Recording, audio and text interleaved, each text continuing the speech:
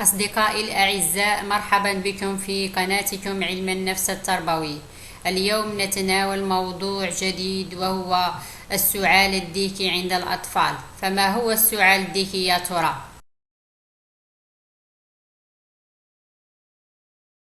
يعتبر السعال الديكي واحدا من أمراض الطفولة التي تصيب الأطفال دون سن 6 من العمر. سمي بهذا الاسم لأن الطفل يصاب بنوبات من السعال الشديد يتبعها شهيق شبيه بصياح الديك، وهو عبارة عن مرض بكتيري يكثر في فصل الشتاء. طرق العدوى: ينتقل المرض من الطفل المصاب لآخر بواسطة الرذاذ الخارج من الفم والبلعوم أثناء السعال. تمتد مدة الحضانة من 4 أيام إلى 20 يوما.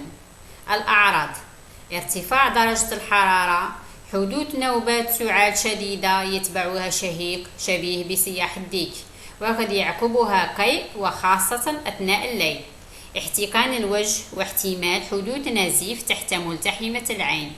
لا توجد علامات واضحة تتناسب مع شدة السعال عند فحص صدر الطفل المصاب بالسماعة الطبية.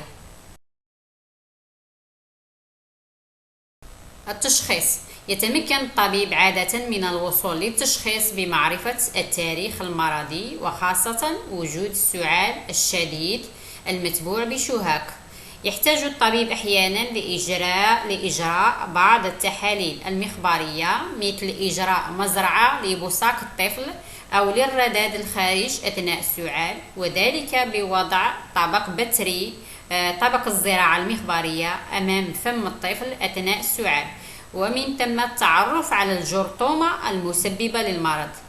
يرتفع عدد خلايا الدم البيضاء والخلايا اللمفية، بالإضافة لزيادة سرعة ترسب الدم.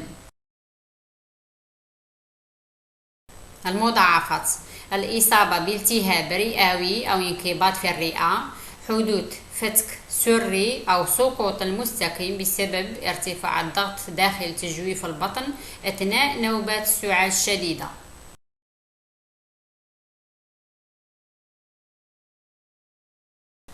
العلاج: ليس هناك علاج شاف للسعال الديكي، وكل ما يمكن إعطاؤه للطفل المصاب هو أدوية لتخفيف حدة السعال لدى الطفل، وخاصة أثناء الليل حتى يتمكن الطفل من النوم. يحتاج الطفل لاستعمال مضادات حيوية إذا تم اكتشاف المرض في بدايته، أما فيما بعد فلا تنفع المضادات الحيوية في علاج المرض أو تعجيل الشفاء. الاهتمام بتغذية الطفل وتهوية غرفته. الوقاية من المرض بإعطاء الطفل التطعيمات الأساسية بما فيها اللقاح الواقي من السعال الديكي.